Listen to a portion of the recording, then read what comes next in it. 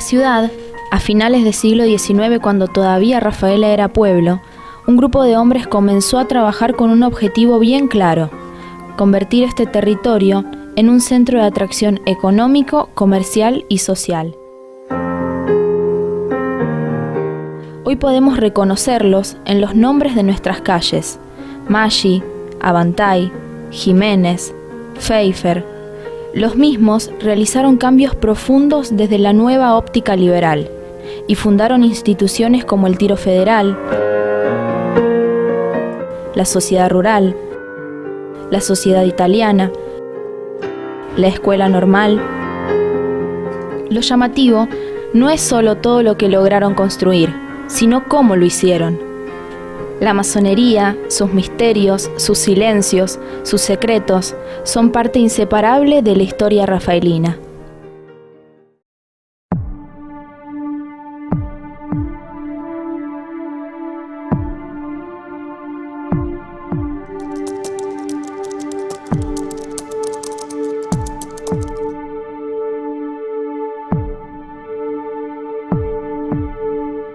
Ya se cumplieron 99 años desde que Rafaela se convirtió en ciudad.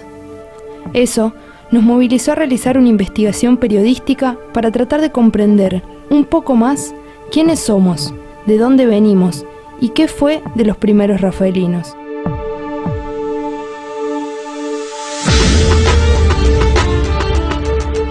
Es imposible no hablar de masonería cuando se intenta explicar nuestra historia. El potencial que le dio este grupo a Rafaela fue determinante para hacerla crecer, sobre todo cuando se la compara con pueblos vecinos. Pero hay un aspecto que nos llamó poderosamente la atención: el poco tiempo de vida de la masonería rafaelina, ya que para la década del 30, la misma se descompone abruptamente y desaparece. ¿Por qué desaparecieron los masones de la ciudad? Pero en primer lugar, necesitamos entender qué es la masonería, y fuimos en búsqueda de la respuesta.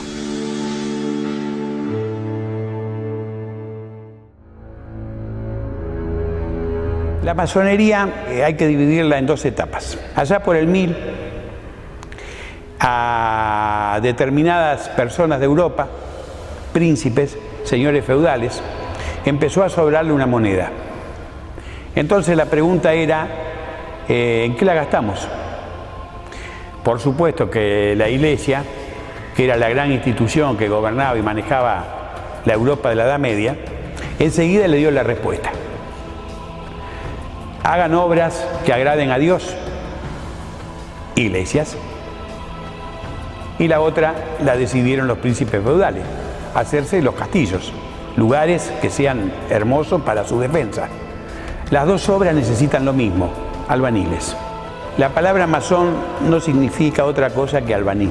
Por lo tanto, en una sociedad en donde más del 90% de la población era campesino analfabeto, ser albanil era un avance importante. Trataban de que ese conocimiento no se dispersara, que no llegara a todo el mundo.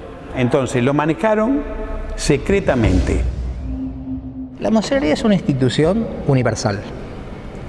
Sus principios, libertad, igualdad y fraternidad, nos hace en esos tres principios el triángulo equilátero que domina el globo terrestre.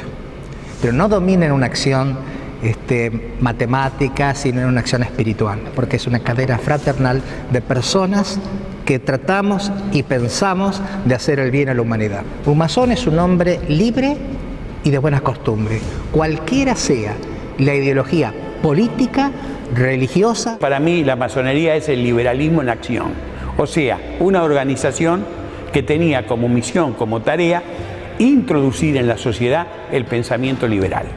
Los aspectos fundamentales del liberalismo, que eran la educación laica, libre, gratuita, cementerios públicos, casamientos públicos, o sea, a través del registro civil, o sea, sacarle a la Iglesia el manejo de la sociedad. En medio de la investigación, nos surgió una pregunta: ¿cómo se ingresa a la masonería? Primeramente presentar una solicitud. Entonces hay 3 hermanos maestros aplomadores que van a visitar tu familia, que visitan tus amigos, te visitan dónde estudias, dónde trabajás, y ahí resalta si verdaderamente sos una persona honorable para poder ingresar a nuestra orden. Esos 3 aplomadores, ninguno de los 3 se conoce. Va por estricto cumplimiento del deber de un venerable que le exige. Los aplomadores después vienen y le dicen al venerable maestro: mirá, esta es una persona honorable, es una persona de bien.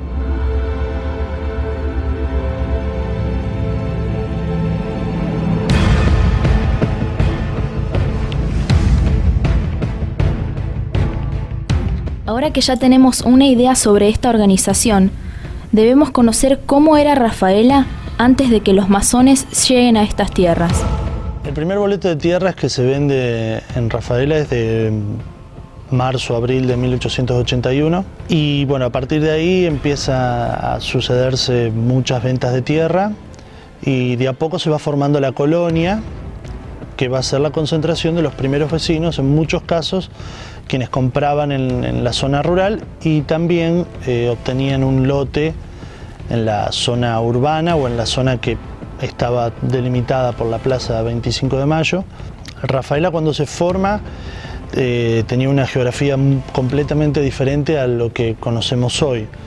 La tierra nunca se había trabajado, los pastos eran duros, no había la misma cantidad de árboles que tenemos hoy. La economía de ese momento, lo primero que empezó a movilizar este lugar fue la economía rural, las cosechas. Luego justamente la concentración de varios vecinos va a hacer que empiece a funcionar la parte comercial, que va a ir creciendo, lo que después también se va a transformar entonces en una combinación entre el sector rural, el sector comercial y un sector que podríamos decir hasta ese momento de muy pequeña industria, muy tímida industria, que va a tener relación con el agro directamente, sobre todo lo que tiene que ver con molinos harineros. En 1895 aparece la primera logia masónica, a la que sus miembros llamaron la hija de Garibaldi. ¿De qué se trataba? Bueno, las logias masónicas en Rafaela se constituyen en los primeros años del pueblo, a medida que el pueblo va tomando forma y que va adquiriendo un dinamismo muy particular con el desarrollo de distintas actividades.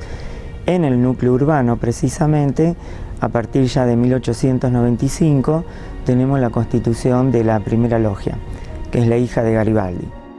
La libertad, la igualdad, la fraternidad, eran justamente aquellos valores que estaba encarnándose en el nuevo liberalismo y coincidía con el pensamiento masónico.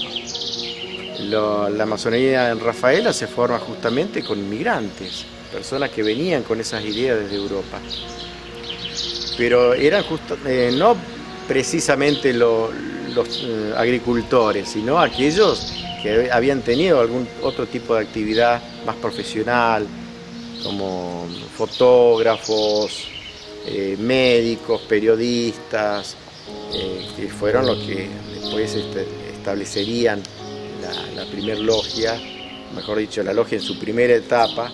En 1890, 1895, las comunidades como Rafaela estaban tratando de agruparse por nacionalidad, sociedad italiana, sociedad suiza, sociedad española, para encontrar un lugar, un camino que les ayudara a afrontar temas como la enfermedad, como la muerte.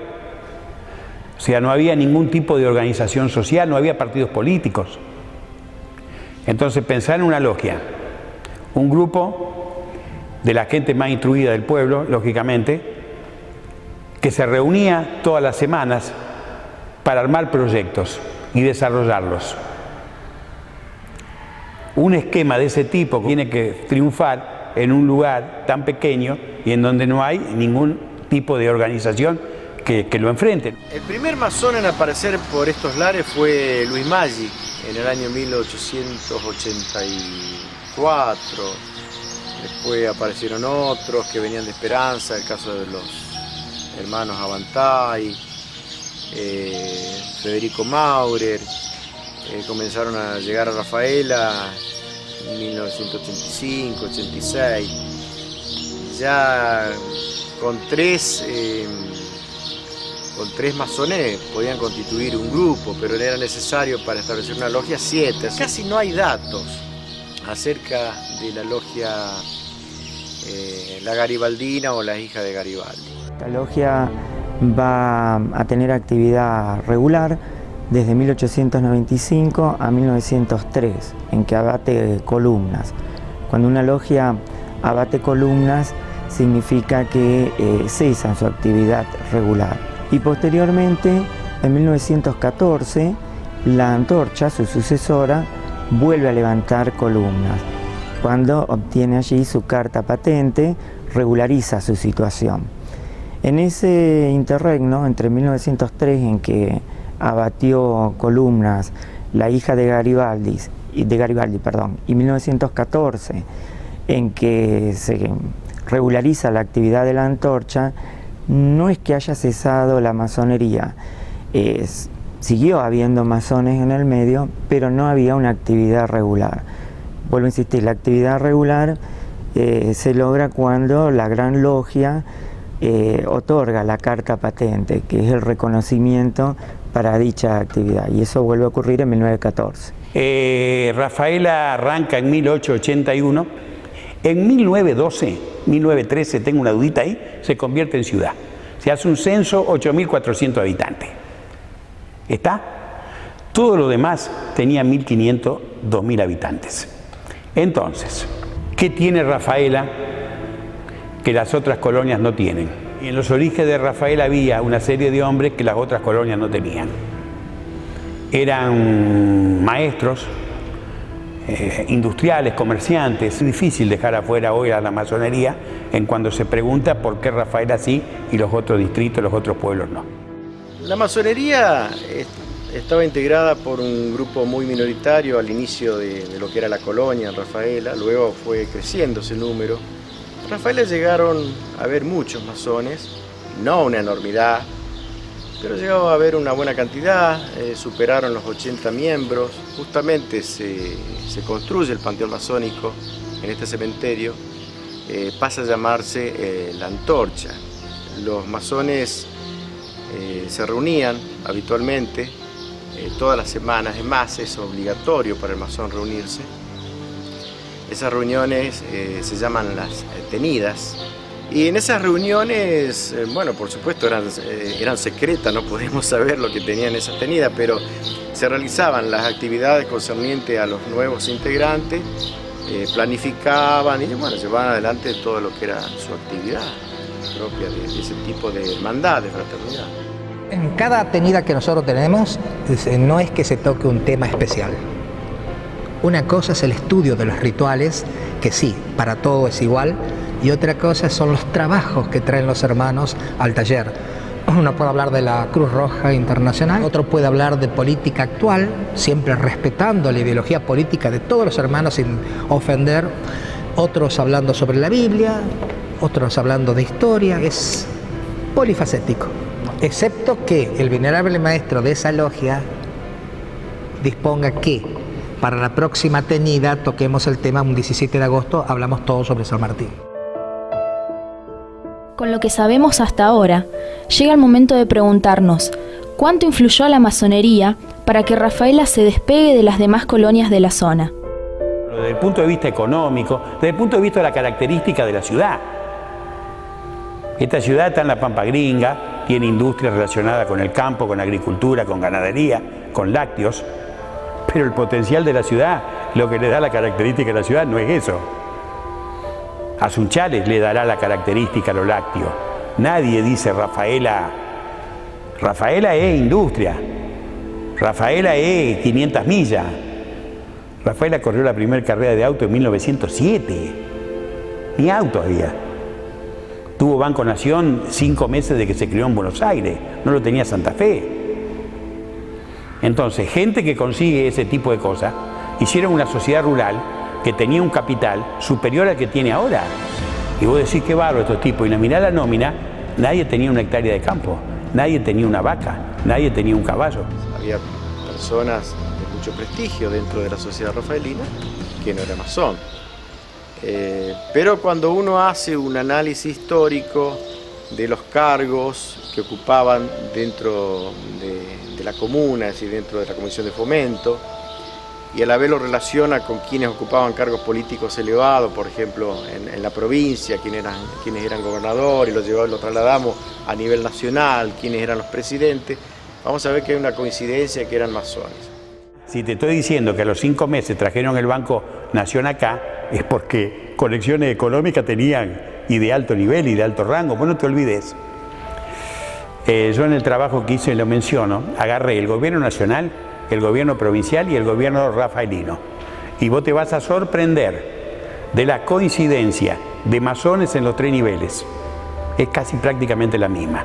O sea que los masones de acá eran compañeros del masón que gobernaba la provincia, que a su vez era compañero del masón que era presidente de la nación, que a su vez era íntimo amigo del gran venerable de la masonería argentina.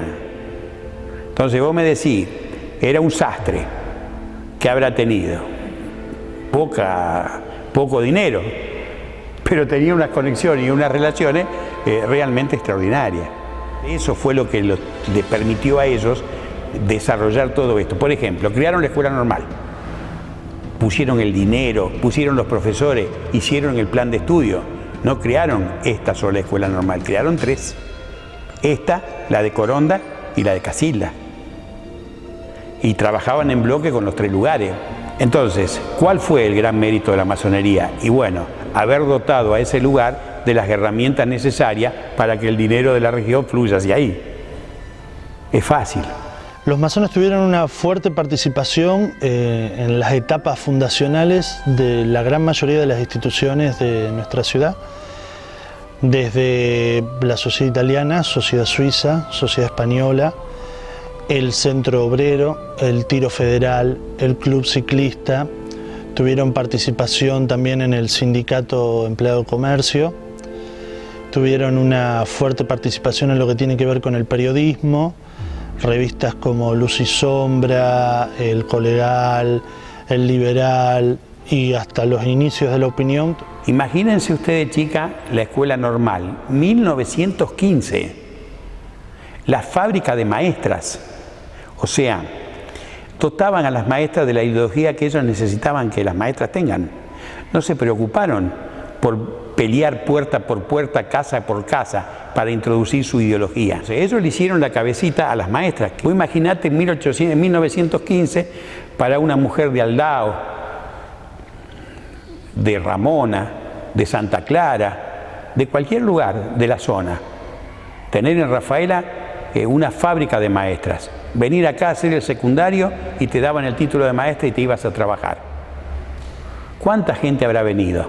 ¿Cuánta gente habrá venido a pagar pensión, a parar acá, a estudiar acá? Y después, ¿cuántas veces los fines de semana, el viernes, venían a buscar a la nena? Compraban la comida acá, compraban la ropa acá, compraban... Entonces, el desbalance se va produciendo solo. Entonces, vuelvo a insistir en esa idea que me parece central. Para mí la importancia de la masonería acá es que la dotó a la ciudad de algunas instituciones que fueron claves para producir ese desbalance con los pueblos vecinos. Pero seguimos sin comprender el interrogante inicial. Si los masones hicieron tantas cosas en la ciudad, si eran un grupo de poder tan fuerte, ¿cómo es posible que hayan desaparecido inesperadamente de Rafaela en la década del 30? ¿Qué pasaba en la ciudad para que eso ocurra? En 1930 el contexto económico de Rafaela va de la mano del contexto nacional y mundial, o sea, es un contexto de crisis que va a su vez de que genera una crisis importante a nivel económico, comercial y social. La Argentina por la fuerza va a tener que empezar a pensar en abandonar esta economía que solamente exportaba granos y va a tener que empezar a retrabajar la economía de elaboración de esas materias primas, ¿no? Elaborarlas, trabajarlas y generar productos. Esto va a ser el comienzo de lo que tiene que ver con la industrialización del país, y en Rafaela se va a ver en la crisis del 30 porque es una década en la cual podemos observar donde muchos de los talleres metalmecánicos se empiezan a transformar, dejan de ser talleres y se empiezan a transformar en pequeñas fábricas, y muchos también de las pequeñas fábricas de alimentos que existían en Rafaela empiezan a tomar una dimensión mucho más importante. Entonces va a ser un contexto de crisis política muy importante. Estamos cruzando la primera dictadura militar, lo cual va a generar una crisis importante en la Unión Cívica Radical, en el PDP.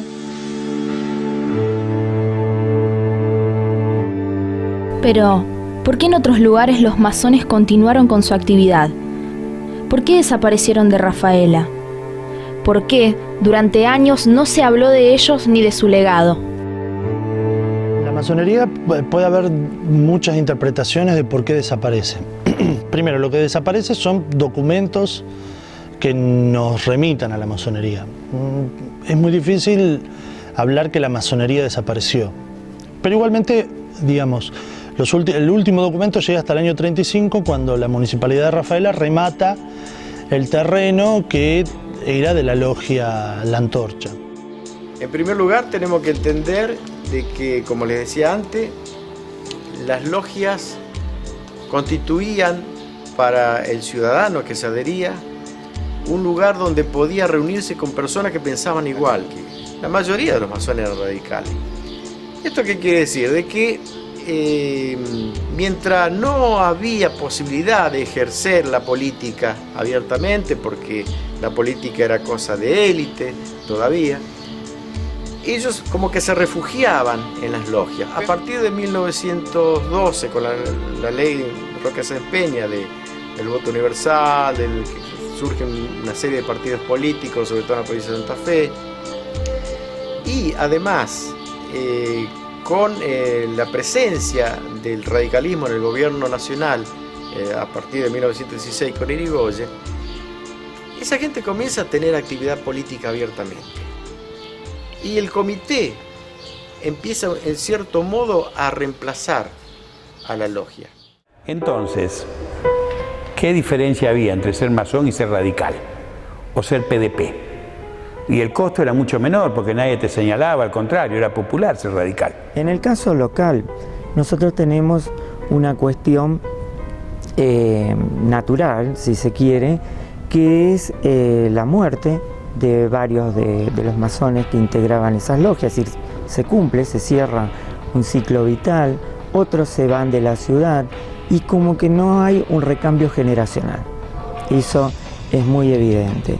Como que se descabezó la conducción. Que eso se da en un contexto nacional, provincial, donde se produce una fuerte recatolización de las élites gobernantes. Yo pienso que la iglesia fue muy fuerte en esos lugares, indudablemente nos hizo un halo de misterio. Pero se me ocurre que el elemento más importante de la desaparición de la logia de la Antorcha fue los problemas internos que tenía la logia. También sería la llegada de Mussolini a Italia, y al haber en Rafaela tantos italianos, va a provocar una división muy importante con respecto a la masonería, porque Mussolini va a combatir a la masonería. Y acá en Rafaela la línea de Mussolini va a provocar una división muy importante en la sociedad italiana, donde por un lado vas a tener una sociedad profascista y una sociedad italiana antifascista. Cuando una institución se debilita en sus principios y sus hombres comienzan a enfrentarse, esa institución cae. Otro tema que tiene que ver acá en Rafaela fue, en Rafaela y en todos lados, las exigencias desmedidas que había para entrar a la logia.